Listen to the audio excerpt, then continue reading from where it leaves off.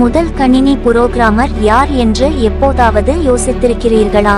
குறிப்பு: இது நீங்கள் எதிர்பார்க்கும் நபர் அல்ல.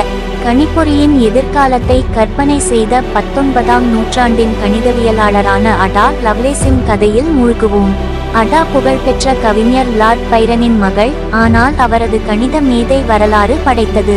அவரது பகுப்பாய்வு இயந்திரத்தில் சார்லஸ் பாப்பேஜுடன் பணிபுரிந்த அடா அதன் எளிய கணக்கீடுகளுக்கு அப்பால் பார்த்தார். இயந்திர செயலாக்கத்திற்கான முதல் வழிமுறையை அவர் வெளியிட்டார், அடிப்படையில் முதல் கணினி நிரல்.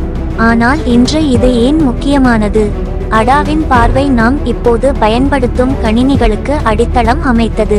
அவரது பங்களிப்புகள் இல்லாமல் நமது டிஜிட்டல் உலகம் மிகவும் வித்தியாசமாக இருக்கும் என்று கற்பனை செய்து பாருங்கள். அடா லவ்லேஸ் பைரனின் மகளை விட அதிகமாக இருந்தார். அவள் ஒரு தொலைநோக்கு பார்வையுடையவள். அவள் காலத்தை தாண்டி அடியெடுத்து வைத்தாள்.